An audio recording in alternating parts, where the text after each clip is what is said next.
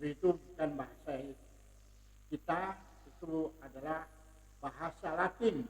Bahasa Latin adalah bahasa yang dikembangkan oleh gereja Katolik pada zamannya. Nah, kita dalam bacaan kita tidak temukan kata tabernakel kalau di dalam bahasa asli. Yang kita temukan adalah miskan atau oher. Nah, ini yang perlu kita perhatikan bersama. Kalau namanya oher adalah tempat kita berhimpun. Contoh, kalau dalam kehidupan kita sehari-hari sekarang ini, kita kenal dengan istilah gedung gereja, itu oher. Yang dibuat oleh tangan manusia. Itu sebabnya ditegaskan di dalam kitab Ibrani pasal 9 tadi, bahwa dia datang bukan pada bangunan yang dibuat oleh tangan manusia, tetapi dibuat oleh tangannya sendiri. Apa itu? Kehidupan kita manusia. Sebab itu, miskan adalah tempat di mana Tuhan berdiam. Bukan tempat berkumpul. Contoh, kita datang berkumpul di sini. Maka tempat ini adalah oher. Tetapi pada waktu kita datang beribadah, maka kita akan disebut sebagai miskan. Tuhan membedakan antara bangunan fisik dan bangunan miliknya dia sendiri. Sebab itu, saudaraku yang kekasih, kalau kita membaca tadi dengan benar atau kita melihat kebenaran-kebenaran firman Tuhan ini, kalau kita yang beribadah secara khusus dalam akar Ibrani, kita memakai sidur, maka kita dapat melihat apa yang ada di miskan. Kalau kita lihat, kalau sebenarnya yang pertama yang Tuhan sebutkan di sini, yang pertama yang harus kita lihat dalam miskan ini bukan halamannya, bukan alat-alat yang di depannya, tetapi yang pertama yang Tuhan ingin kita lihat adalah tabut perjanjian. Dalam pembacaan tadi dalam Keluaran pasal 25, pertama-tama yang kita lihat adalah pembuatan tabut. Tabut itu dibuat dari apa? Itu dibuat dari kayu penaga. Kayu penaga ini adalah kayu banyak. Di kita di jalan-jalan sekarang banyak kayu penaga. Tapi kayu penaga yang ada pada kita sini warnanya putih. Tetapi kalau yang ada di daerah gurun, maka kayu penaga itu bersifatnya apa? Dia adalah berwarna hitam. Itu gambaran tentang kehidupan manusia yang penuh dengan salah dan dosa. Jadi tempat di mana Tuhan berdiam itu adalah kayu penaga. Tetapi kayu penaga ini dibentuk untuk menjadi tabut. Jadi walaupun kehidupan kita yang penuh dengan segala kekotoran dunia ini, Tuhan dapat sucikan kita. Sebab itu, untuk membuat tabut ini, kita lihat tabut ini disalut dengan emas. Kehidupan kita yang penuh dengan salah dan dosa, ditebus oleh darah Yeshua HaMashiach, dikuduskan, dan kita disalut dengan emas. Baru dia datang berdiam di tempat kita. Itu sebabnya, kalau kita melihat gambar pertama, kita lihat kalau kita melihat di dalam kemah yang ada, kemah yang kita lihat di gambar ini adalah kemah yang dibongkar pasang. Pada waktu mereka di Sinai, Tuhan mulai membuatkan itu dalam bentuk yang sedemikian. Terdiri dari bab itu umat Israel pertama-tama diminta memberi dulu korban. Yang dikorbankan adalah emas. Pertama, perak dan tembaga. Yang diminta dikorbankan dari kita, kehidupan kita yang murni. Bukan kehidupan yang kalau dibakar jadi, kalau perak, kalau dibakar dia jadi hitam. Apalagi kalau kayu. Jadi kita diminta pertama oleh Tuhan, persembahkanlah sesuatu yang murni dari hati kita. Banyak kali kita datang hanya ke gereja, ke bangunan, mempertontonkan keberadaan kita dengan pakaian yang bagus. Saya masih ingat pada waktu saya masih kecil, kalau masuk gereja, maaf ya, kalau ibu-ibu datangnya dia nggak duluan, yang terlambat, karena dia bukan datang untuk mempersembahkan diri kepada Tuhan, tapi dia mau mode show dulu bagi seluruh orang yang akan hadir di sana. Itu zaman saya kecil. Kalau sekarang sih sudah nggak begitu. Ya. Mudah-mudahan sudah nggak ada yang mode show datang ke tempat ibadah karena mau show bajunya. Tapi itu kita yang Nasrani, kita bukan lihat bajunya. Karena kita dipakai apa? Jubah doa.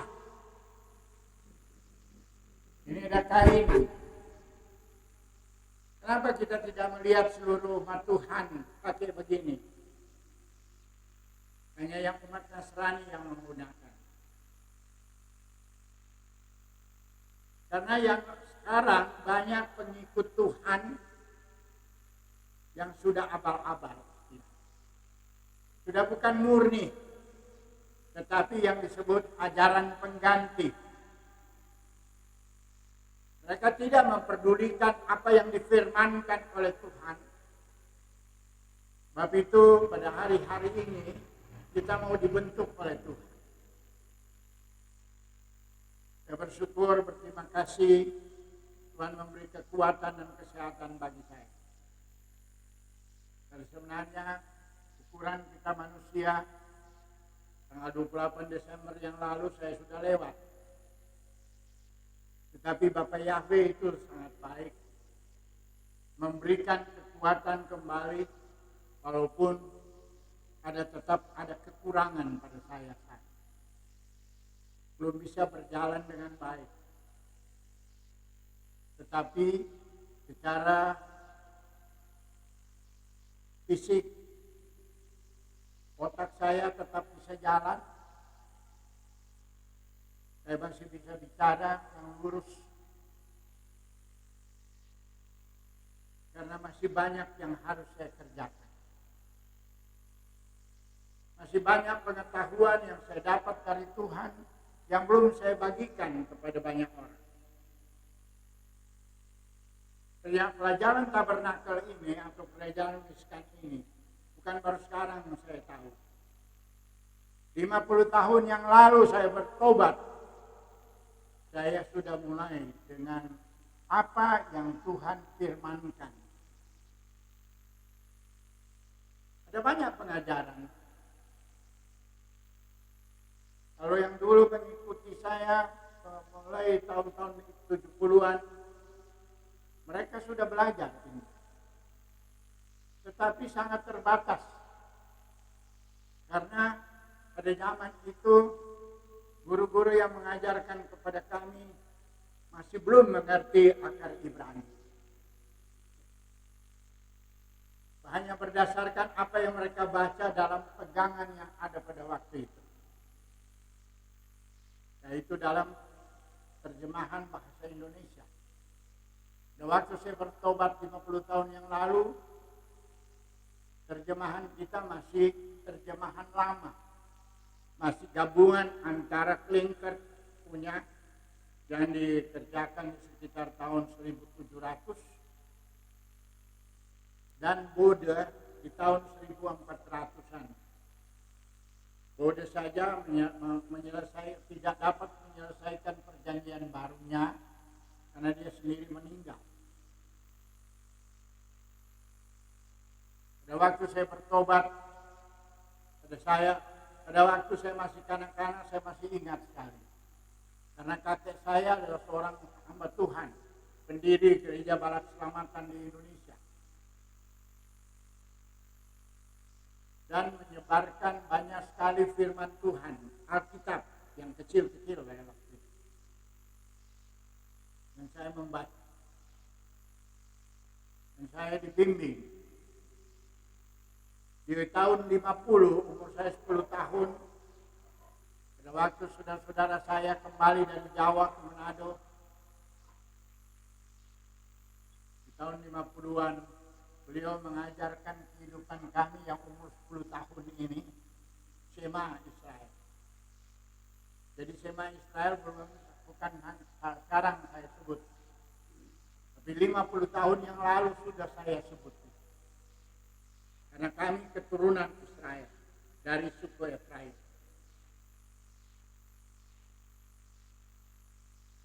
Dan saya bersyukur di saat saya bertobat di tahun 80-an saya ke Jakarta dan saya boleh menjadi anggota dari kelompok kerja Wasai dan Lembaga Alkitab Indonesia. Sehingga saya lebih banyak meneliti firman Tuhan kepada keaslian.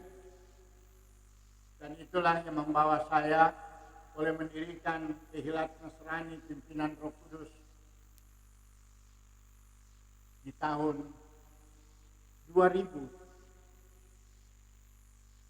Karena di tahun 1999 kami mulai beribadah Sabat. Tidak banyak orang.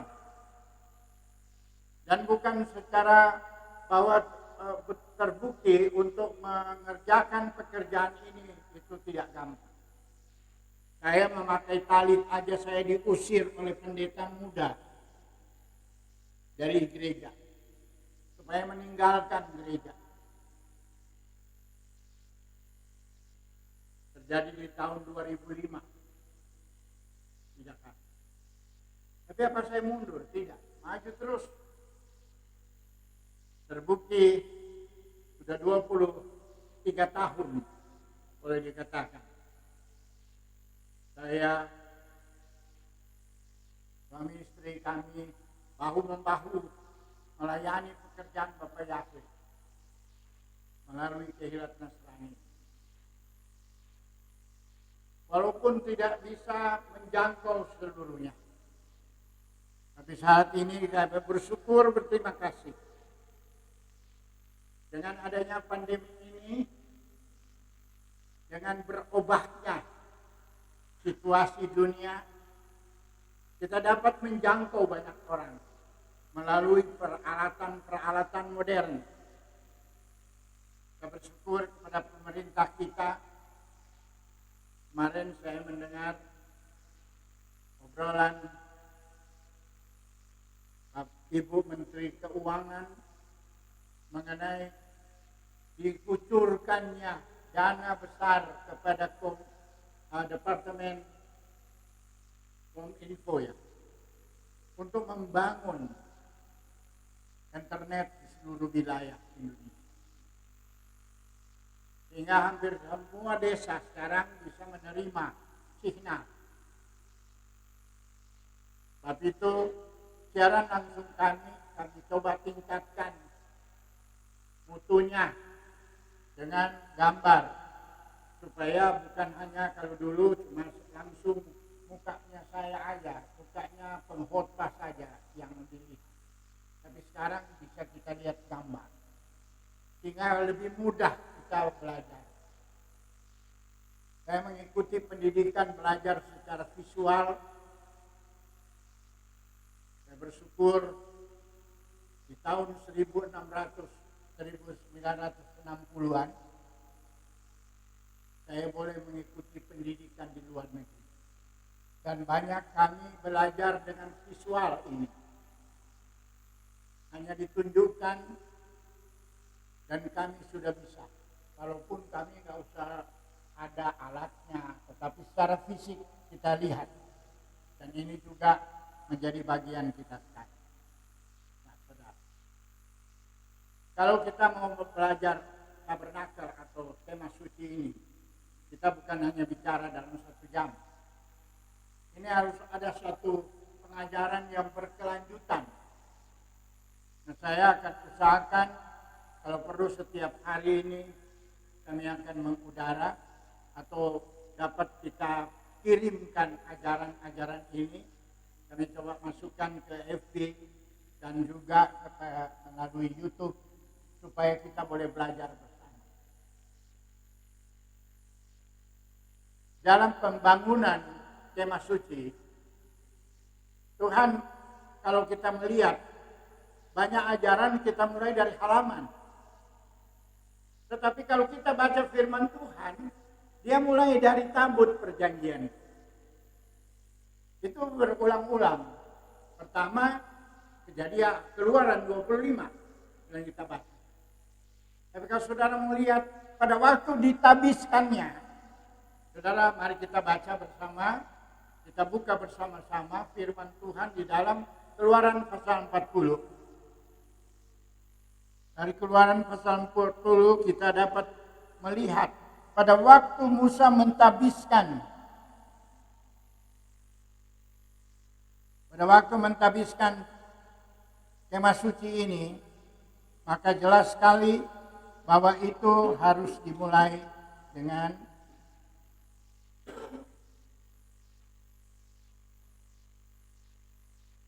saudara baca dulu. Keluaran pasal 40 ayat 1. Berfirmanlah Yahweh kepada Musa, pada hari yang pertama dari bulan yang pertama haruslah engkau mendirikan kemah suci, yaitu kemah pertemuan. Nah, di sini dalam bahasa Ibrani yang pertama didirikan adalah Miskan. Dan Miskan itu adalah Ohel. Bait suci atau kemah suci cuma satu. Tapi dalam bahasa Ibrani ada 2 namanya. Kemah pertemuan dan kemah suci. Kemah suci tempat dia berdiam. Kalau Ohel itu tempat kita berkumpul. Jadi sudah tahu sekarang. Sebab itu kalau kita masuk di dalam acara Tuhan, kita lakukan sebagaimana yang diperintahkan oleh Tuhan kepada Musa. Kita sekarang tidak lagi beribadah seperti yang ada di dalam Miskan ini. Tetapi umat Israel telah merubahnya. Pada zaman Yahshua HaMashiach, pada waktu itu bait suci masih ada. Tetapi sebelum terjadinya pembongkaran bait suci atau pemusnahan bait suci di tahun 70 Masehi oleh Jenderal Titus, jenderalnya orang Romawi, maka umat Israel terlebih dahulu sudah diusir oleh Tuhan dari Israel. Dan mereka kembali dijajah, kembali ditawan. Kemana? Ke Babylon. Berapa lama mereka di Babylon? Dalam sejarah dikatakan 70 tahun. Dan itu juga sudah dinubuatkan kepada Nabi Yeremia dan Nabi Yeskel. 70 tahun mereka di sana. Dan itu tidak ada bait suci. Sebab itu yang kita alami sekarang sudah tidak ada bait suci. Kita beribadah sebagaimana umat Israel beribadah. Di zaman Yahshua HaMashiach, saya menggunakan istilah Yahshua apa nama Yahshua HaMashiach. Kalau dalam bahasa kita sehari-hari disebut Yesus Kristus. Saya tidak mau menyebut itu karena itu bukan bahasa Ibrani. Itu bahasa Yunani.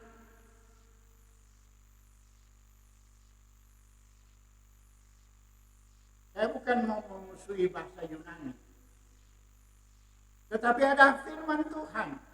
Bahwa satu waktu bahasa Yunani itu harus dihapus.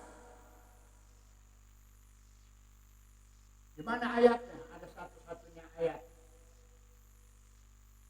Zakaria pasal 9 ayat 13. Saudara baca di sana.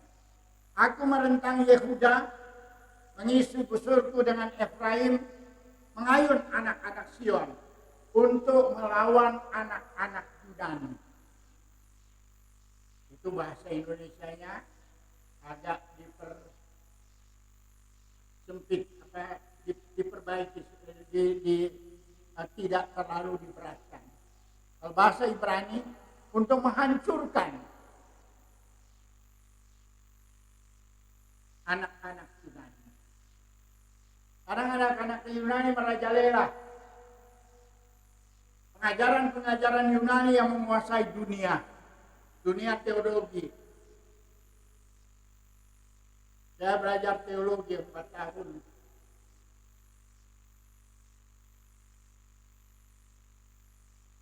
Dan saya tidak mendapatkan hal yang baik.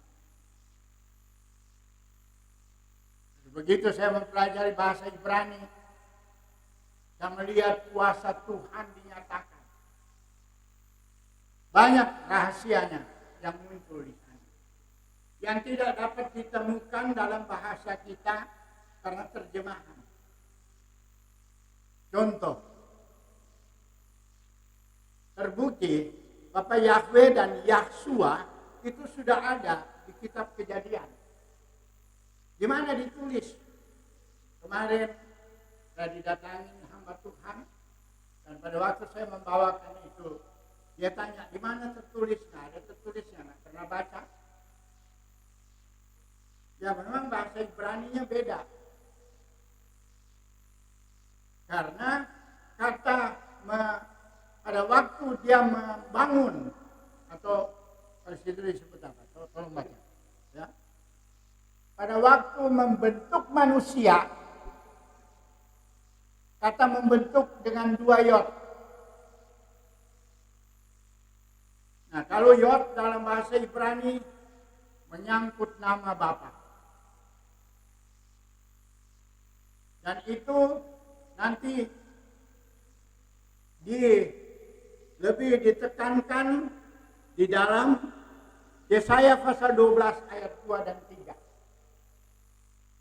Saudara boleh baca. Kalau saudara baca bahasa Indonesia, saudara akan bingung.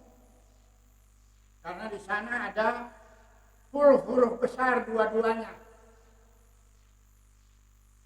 Tapi kalau dalam bahasa Ibrani saudara tahu bahwa itu disebut dibilang Yahweh. Jadi Yahweh itu bukan sama. Mereka menyatu. Jadi ada ajaran bahwa Yahshua dan Yahweh itu sama.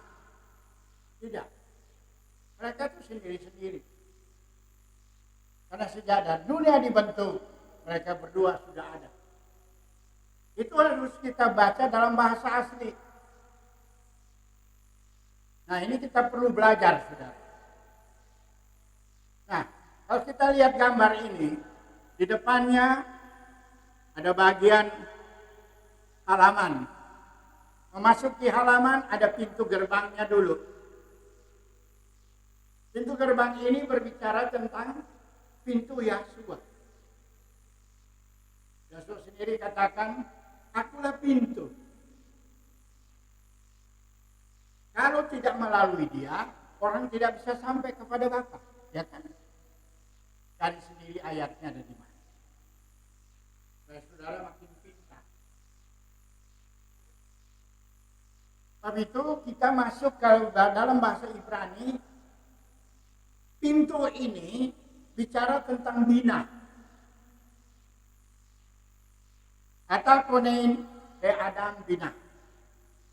Oleh karniamu engkau menganugerahkan manusia pengetahuan. Masuk pintu itu kita masuk dalam pengetahuan. Sudah. Karena dengan pengetahuan Tuhan buka kepada kita. Sebab itu kita harus minta karunia. Jadi masuk tabernakel kita mulai minta karunia. Ya, karuniailah kami dengan pengetahuan, akal budi dan pengertian. 3 loh, saudara. Di sini. Tuhan membukakan kepada kita 3 hal. Pengetahuan, akal budi, dan pengertian. baru kita masuk.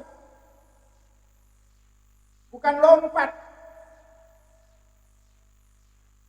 Sebab itu di dalam pertobatan, kalau kita dibukakan akal budi kita, dibukakan pengetahuan kepada kita dengan pengertian, maka kita akan sampai kepada pertobatan. Sebab itu di dalam doa kita, doa Tesufa, doa yang kelima dalam Amidah, dia bilang, Asifeno afino letorah tekan. Kembalikanlah kami ya Bapa kami kepada pengajaranmu. Torah di sini tidak diterjemahkan hukum, tetapi diterjemahkan pengajaran. Kita harus dikembalikan kepada pengajaran dulu. Nah, inilah pengajaran memberikan pengetahuan. Amin. Pengetahuan, akal budi kita dirubah. Kemudian ada pengertian masuk di sana. Untuk masuk pada pertobatan, bukan hanya sekedar bertobat kamu. Orang biarpun kita suruh dia bertobat, nggak ada. Kita tidak akan lihat hasilnya. Kalau kita bawa dia kepada pengajaran yang benar, diberikan pengetahuan dan pengertian kepadanya, baru dia datang pada pertobatan yang sungguh. Sebab itu, Dekarnebeno, Malkeno, Leafoda kita. Bawalah kami ya Raja kami ke dalam ibadahmu. Mendapatkan pengetahuan, mendapatkan pengajaran, itu dalam ibadah. Bukan disuruh duduk di apa loh, di sekolah. Dalam beribadah kita diajar, di sini kita diajar. Sebab itu di dalam pengajaran kita, di dalam akal Ibrani ini, kita ada pengajaran mulai dari kitab Kejadian sampai kitab Ulangan. Kita disuruh untuk menguasai 5 kitab Musa ini. Karena di dalamnya kita memperoleh pengetahuan dasar. Mengetahui apa yang harus kita lakukan. Baru dikatakan di Tesufa ini, bawalah kami Raja kami ke dalam ibadahmu. Pimpinlah kami ke hadapanmu. Di dalam ibadah kita dipimpin untuk menghadap Tuhan.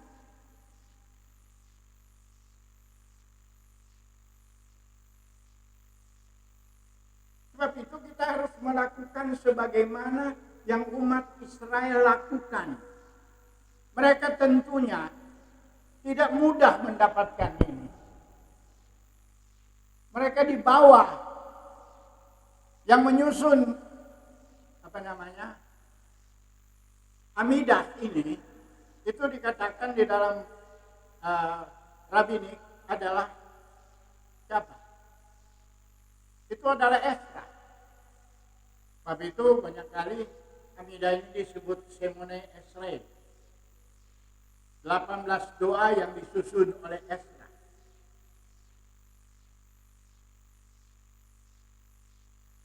Esra itu seorang apa? Dia seorang ahli Torah. Seorang ahli. Dia belajar dan belajarnya bukan dari manusia. Dia belajar Torah, saudara. Torah itu adalah apa yang Tuhan firmankan.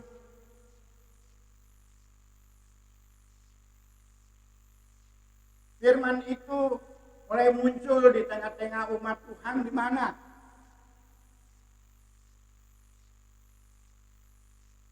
Secara tertulis, dituliskan oleh Musa.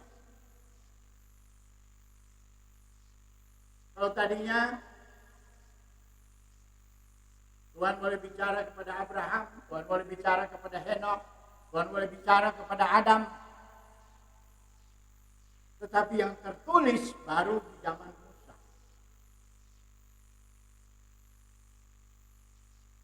Jadi itu Torah kemarin atau pembacaan bagaimana Tuhan menyuruh bacakan firman Tuhan di depan umat Israel. Jadi sudah tertulis. Musa disuruh tulis.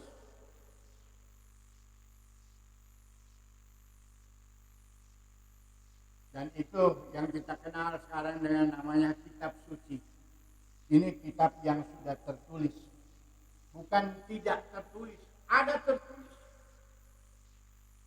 Sebab itu ada lagi hukumnya yang tertulis itu.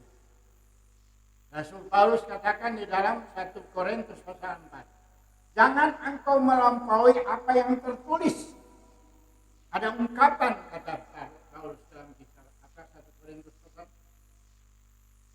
Sudah tertulis kita beribadah di hari Sabat. Tapi waktu kita beribadah hari Sabat orang marah. Saya balik tanya kepada mereka yang datang kemarin kepada saya. Kapan ditulis saudara-saudara beribadah di hari Minggu? Maaf saudara.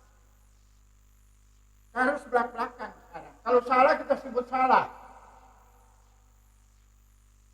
Anda melawan yang sudah tertulis, Anda lewat kok. Bagaimana saya mau dengar kamu?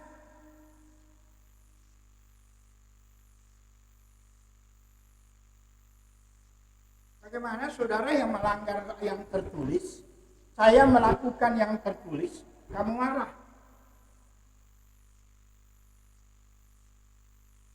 Pada waktu kami mulai siaran langsung, ada seorang hamba Tuhan dari Bandung. Saya tidak pernah ketemu dengan beliau, tetapi kebetulan orang ini bersama-sama dengan Dr. Alex Mandibui waktu itu. Yang mengenal saya. Dia katakan, ngapain ibadah pakai kain? Nggak tertulis dalam perjanjian baru. Saya katakan kepada beliau, Anda nggak pernah baca Alkitab. Buktinya Yahshua Hamasya pakai talit kok. Ya kan? Ada nggak tertulis dalam perjanjian baru? Ada. Pada waktu seorang janda, seorang perempuan yang melelah darah, penyakit, yang menghabiskan dana, memegang ujung jumbai. Ini ujung jumbai. Saya sudah tahu, saya memakai ujung jumbai. Ini ada. Pada waktu kami mulai ibadah, pada waktu ada pelayanan di tahun 2000. Kami ke Papua. Saya sudah pakai tali begini. Pada waktu membawa tentang tali ini, ada seorang ibu datang memegang tali saya. Dia beriman sebagaimana apa yang tertulis di dalam kitab suci. Dan pada waktu itu dia disembuhkan. Jadi semua yang kita kerjakan sama. Ada tertulis. Jadi kita masuk pertama melalui pintu Yahshua Hamasya. Dia bilang, akulah pintu. Itulah pintu gerbang. Kita pernah di dalam miskan ini ada 3 pintu. Pintu halaman atau pintu gerbang. Kemudian masuk kemah di tengah, oleh mungkin ada yang satu, yang besar. Mana ada yang pintu kemah yang ada 5 tiang. Ya, ini pintu kedua. Yang di depan itu ada 5 tiang. Itu bicara tentang 5 jawatan Tuhan. Dalam Efesus pasal 4 ayat 11. Dialah yang mengangkat sebagian orang menjadi rasul, nabi, guru, dan gembala. Untuk melengkapi orang-orang kudus bagi pekerjaan pelayanan. Untuk masuk ke dalam ruang suci. dipimpin oleh 5 jawatan dulu. Baru boleh masuk. Baru ada pintu tirai. Siapa yang menerusi tirai? Siapakah dia yang bisa merobek tirai itu? Pada waktu kematian Yeshua HaMashiach di puncak Golgota, baru dia dapat merobek tirai itu. Baru bisa masuk ke dalam ruang kudus, ruang maha kudus. Dulu, saudara ingat, Zakaria, bapaknya dari Yohanes Pembaptis itu. Dia hanya sampai di balik tirai, belum masuk dia. Dia waktu pasang dupa di Mesbah dupa, malaikat sudah ketemu dengan dia. Di situ aja dia udah tidak bisa bicara. Orang Manado bilang jadi wowok. Kalau orang apa dibilang tidak bisa bicara, orang gabut. Malaikat boleh bicara kepada dia bahwa dia akan ada anak. Dan itu terjadi di tabernakel, di dalam Meskan, di dalam bait suci. Sebab itu kita melihat apa yang dikerjakan. Nah, oleh sebab itu saudaraku yang kekasih, kita patut bersyukur dan berterima kasih. Kita belajar. Lalu kita kembali dulu ke tabut. Karena tabut perjanjian itu yang pertama harus kita letakkan. Membangun satu jemaat, yang harus kita letakkan adalah tabut itu. Sebab itu, kenapa kita kalau di dalam ruang kudus ini ada tempat di mana kita taruh Torah. Kalau mungkin saya sedikit saudara lihat, kita di sini ada tabut perjanjian.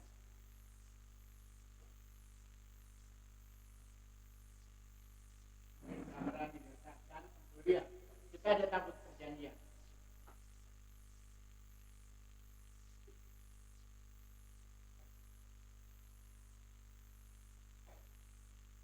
Itu ada tabut perjanjian. Kita letakkan dia, ada tempatnya, tempat kudus. Kami beberapa kali didatangin tamu di sini. Pada waktu mereka naik di sini, ada yang tidak berani masuk ke dalam, hanya di luar sana. Kenapa? Dia bilang aku gemetar, aku ketakutan. Kayak di sini ada sesuatu. Berarti yang kita letakkan di sini, walaupun ini masih fisik, tetapi rohnya tetap ada.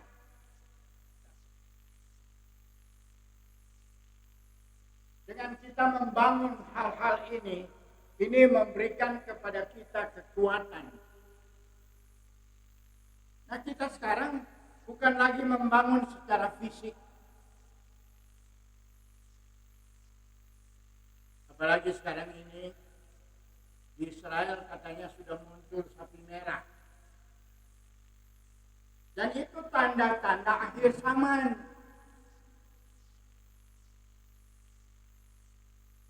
Saya banyak kali memperingati kita ada di ujung akhir zaman.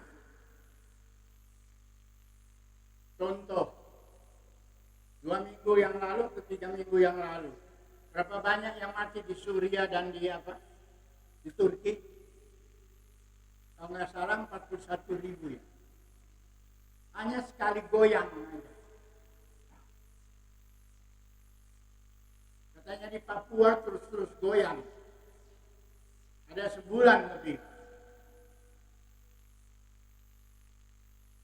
Ya untung di sana tidak banyak yang mati. Cuma sekali goyang 4 yang mati. Tapi kerusuhan kemarin katanya 10 yang mati, lebih banyak di Wamena. Itu tanda akhir zaman.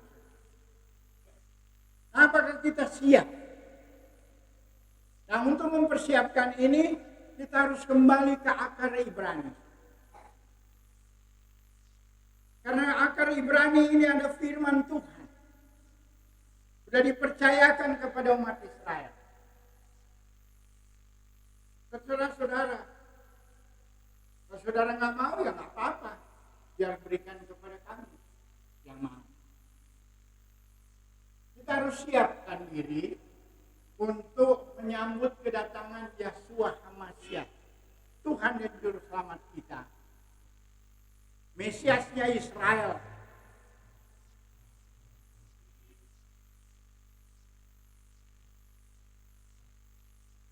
Untuk apa? Untuk berkerajaan di dalam kerajaan 1000 tahun. Kemarin ada orang bertanya pada saya, kan orang juga kan beribadah kan selamat juga. Asal selamat, semua selamat. Tetapi bagi kita ada istimewanya. Saya ingin katakan, bagi kita ada keistimewaan. Tuhan mau datang, kita mau sambut. Untuk apa dia datang? Dia mau berkerajaan dengan dunia ini, dengan umat pilihannya. Nah, lama. Bukan seperti kita tahun 2024 tahun depan. Kita pemilihan lagi untuk 5 tahun. Kalau ini 1000 tahun, saudara. Saya tawarkan bagi saudara sekarang. Mau nggak saudara ikut ambil bagian di dalam kerajaan 1000 tahun? Kalau saudara nggak mau, nggak usah apa-apa. Berilah itu kepada kami yang mau. Tapi itu kami berusaha untuk memberitakan yang benar. Letakkan dulu yang terbaik. Apa yang terbaik? Tabut perjanjian. Ada apa di dalam tabut perjanjian? Kalau di dalam Torah hanya disebut ada tempatnya 2 loh batu itu, 2 hukum itu. Yang 10 hukum diletakkan di sini.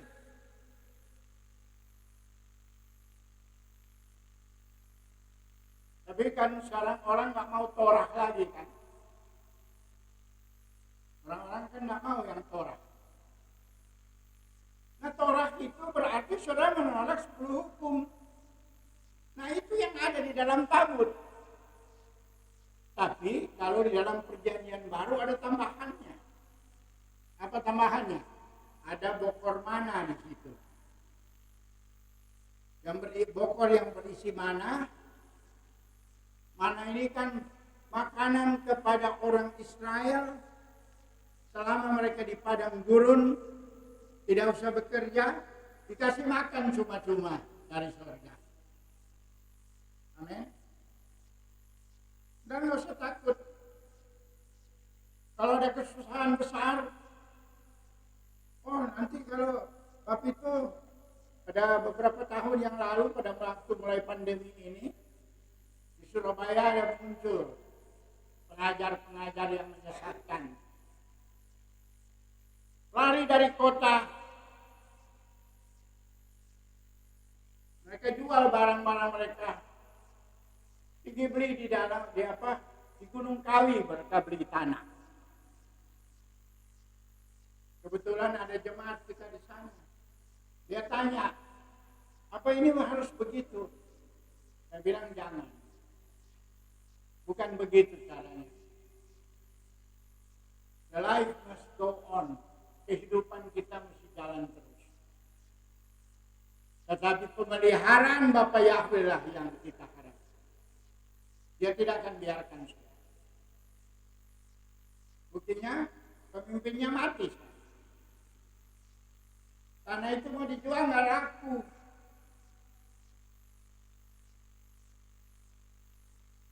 Nah, itulah penyesatan. Yang salah kita harus bilang salah.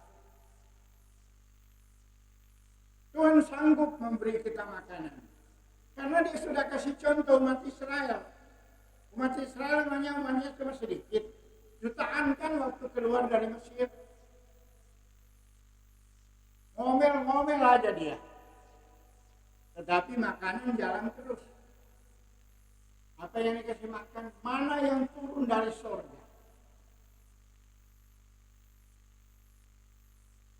Kita boleh terima makanan dari surga. Tapi itu Tuhan katakan, manusia bukan hidup karena roti saja.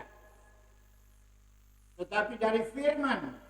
Kita boleh hidup karena firman. Firman itu mengenyangkan kita. Buktinya kalau kami doa puasa panjang. Saya bertobat di tahun 72. Saya berguru kepada orang yang suka puasa. Saya dianjurkan untuk puasa 3 hari. Boleh, tahan. Kemudian ditingkatkan menjadi 5 hari.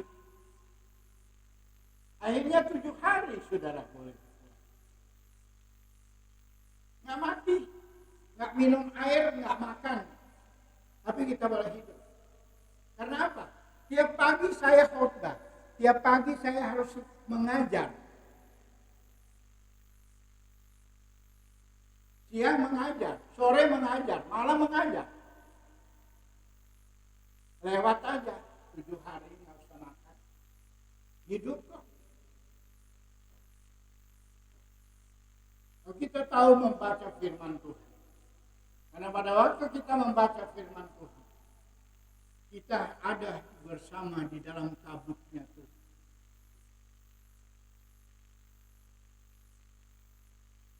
Untuk kita keluar di dalam tabut, dalam perjanjian baru disebut ada tongkat Harun yang bertunas. Itu bicara tentang kuasa Ruach Kodes. Ada kuasa yang akan keluar dari kehidupan kita. Tapi itu mari kita letakkan dulu itu. Letakkan tabut perjanjian ini yang sudah disalib oleh Allah. Dan itu bukannya yang turun dari surga. Itu dibuat dari kayu penaga. Bahkan disuruh taruh bikin gelang di kakinya. Baru ada 2 pengusung. Karena waktu itu kan diusung. Inilah kehidupan kita yang dapat ditempatin oleh firman Tuhan. Contoh, saya membawakan firman Tuhan ini sama dengan saya menjadi tabut. Mengeluarkan firman yang ada 2 sisi. Ya kan? Kenapa dua loh batu? Karena loh batu yang pertama ada 4 hal kepada Tuhan dan 6 hal kepada sesama manusia.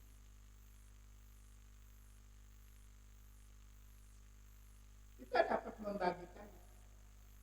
Kita dapat dikatakan memberikan binah kepada orang. Supaya kita ada akal budi dan pengertian. Itulah firman Tuhan yang perlu kita belajar. Kita bersyukur dan berterima kasih. Bapak Yahweh itu luar biasa. Memberikan kepada kita kekuatan dan kemampuan. Baru kemudian ada tirai. Tirai tadi yang bisa menembus siapa saudara? Yang bisa menembus hanyalah Yahshua HaMashiach dengan kematiannya di puncak. Dia robek tirai itu. Terus sebabnya kita yang perjanjian baru ini, kita bersyukur. Tidak ada tirai lagi, kita boleh langsung masuk. Lebih banyak orang pandang enteng. Tidak semudah itu. Ada banyak hal yang perlu kita mengerti maksud-maksud dan rencana Bapak. Baru kita masuk ke dalam ruang kudus. Di ruang kudus itu ada 3 alatnya. Kaki diam, meja roti, dan mezbah. mezbah dupa. Itu bicara tentang apa yang dikatakan. Orang kalau mau datang kepada Bapa Yahweh, harus dia menyembah di dalam roh dan kebenaran. Penyembahan itu bicara tentang mezbah dupa. Ini mezbah dupa. Itu orang menyembah. Kalau sekarang orang menyembah, ya hilangkan itu kaki dian, cuma mau di mezbah dupa aja, karena kalau katanya sudah menyembah Tuhan, sudah dekat dengan Tuhan. Enggak, dia masih terikat tiga-tiganya harus ada. Menyembah dalam roh dan kebenaran. Roh itu kaki dian. Nah, saudara tahu kaki dian itu masih terbagi dua. Ada 5-5 dia. Kenapa dia 5-5? Itu Matius pasal 25. Ada 10 anak darah. Yang 5 di dalam kaki dian. Dia terima aliran minyak. Ada 2 pohon tertanam di situ. Ini ada gambarnya. Ada gambar tentang 2 pohon berdasarkan Zakaria pasal 4. Ada 2 pohon zaitun yang mengalirkan minyak ke kaki dian. Rahasia 5 anak darah, dia punya persediaan minyak karena dia ada di dalam. Kalau saudara tidak mau orang Israel, saudara tidak akan dapat minyak. Karena pohon zaitun itu bicara tentang Israel.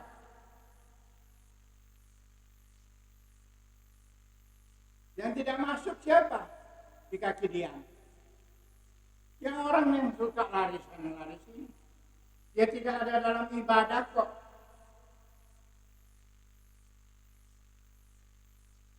Nah kemudian kita lihat meja roti. Kalau kita lihat meja roti, sudah tahu apa? Itu ada 2 lagi kelompok. 6. Ada kelompok 6 yang diurapi oleh Tuhan. Ada yang akal-akal manusia. Jadi di kaki dian ada yang terbuang, 5 lagi. Yang di meja roti ada 6 yang terbuang. Kalau saudara memecahkan firman Tuhan dengan akal-akal manusia, tidak diterima. Ini kita perlu belajar. Kita bersyukur, berterima kasih. Hari ini Tuhan mengungkapkan hal ini kepada kita. Amin. Sebab itu, mari kita sama-sama maju. Mempersiapkan diri. Bantu kami dalam doa supaya dalam waktu yang beberapa hari ini kami boleh menyajikan firman Tuhan ini, pelajaran ini, supaya saudara boleh lihat. Dan tidak semua orang ikut acara ini. Tapi ini nanti dibagikan di nanti Theo bagikan langsung hari ini ke YouTube. Ini kita siaran langsung. Sekarang boleh terima. Nanti yang siaran langsung ini kita boleh kirim juga kepada saudara yang perlu. Ya. Jadi ini adalah bagian-bagian. Karena kalau dia mau bicara, itu panjang sekali. Kalau mau diuraikan dari depan, ada kan panggilan Tuhan. Markus pasal, ada pengajaran tentang Markus pasal 3 ayat 13 sampai 15. Maka ia naik ke atas gunung, Yosua naik ke atas gunung, baru dia memanggil orang-orang yang dikehendaki. Siapa orang yang dikehendaki? Semua orang, karena dia tidak mau, karena dia menghendaki semua orang diselamatkan.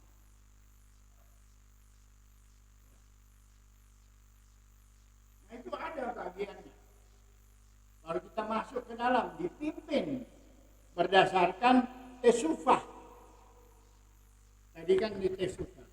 Hari yang keenam baru kita mendapatkan pengampunan. Nah itu yang ada di mesbah korban bakaran. Orang bawa potong apa? Potong binatang, korbankan di situ. Karena tadi di dalam perjanjian baru tadi kita baca dalam Ibrani pasal 9, segala sesuatu itu dikuduskan melalui darah. Nah itu yang sebenarnya di mesbah korban bakaran ini lambangnya adalah salib. Yesua tersalib di kayu salib itu masih di situ. Nah sesudah itu maju lagi, harus di mikveh. Kenapa di mikveh? Karena kita ada dosa turunan, dosa yang mengikat kita. Nah di dalam kolom basuhan ini berbicara Roma pasal 6. Di sana dikatakan oleh Paulus apa? Tidak tahu kamu seberapa banyak kamu di mikveh, atau dalam bahasa kita adalah dibaptis. Dia masuk di dalam kematian dan penguburannya Tuhan dan kebangkitannya. Nah itu kita harus tahu. Baru kita masuk, dibimbing oleh 5 jawatan untuk kita masuk terus, untuk kita mencapai kesempurnaan iman kita. Tapi itu saudaraku yang kekasih, kita patut bersyukur dan berterima kasih. Hari ini Tuhan mulai ungkapkan rahasia-rahasia kebenaran firman Tuhan supaya kehidupan kita makin maju di dalamnya. Siapkah saudara mau dipersiapkan untuk menyambut kedatangan Yeshua HaMasyiah? Mari belajar bersama-sama. Saudara boleh mendaftarkan diri. Kalau ada di tempat yang jauh kita kirimkan. Sekarang nggak usah kita saling ketemu. Kita belajar jarak jauh pun boleh. Karena ini Tuhan sudah berikan kepada kita bagian-bagian yang ada. Akhir zaman. Ini akhir zaman. Saya mulai ambil bagian dalam akhir zaman pada waktu saya mulai mendirikan bangunan televisi tahun 70-an. Saya dilatih di Prancis untuk mendirikan supaya orang boleh lihat. Nah sekarang makin maju. Ini 50 tahun kemudian kan dulu internet belum ada. Sekarang kita nggak perlu TV lagi. Sekarang pakai selat optik kiri kanan bisa kita temukan. Habis itu kita patut bersyukur, berterima kasih kepada Bapa Yahweh. Kita ada di akhir zaman. Kalau saudara ada di akhir zaman, mari kita gali bersama-sama firman Tuhan tentang akhir zaman. Karena Matius pasal 24, aduh susah. Tetapi kita nggak usah takut. Karena kita bersama Bapa Yahweh. Itu selalu kita menyatu. Shema Israel, Yahweh Eloheinu, Yahweh Echad. Dengar, engkau adalah pemenang. Yahweh Eloheinu, Yahweh adalah Tuhan kita. Yahweh Echad, Yahweh itu menyertai kita atau menyatu dengan kita. Manunggal dengan kita. Jadi kita nggak usah takut. Amin. Bapak Yahweh menyertai kita semua. Ya saudara berdoa terus supaya kami dapat memberikan pengajaran lebih baik melalui pengajaran-pengajaran yang akan kami berikan yang singkat saja, supaya melalui pelajaran-pelajaran ini semua peralatan Tuhan juga kirim. Dan bersyukur, berterima kasih bahwa Bapak Yahweh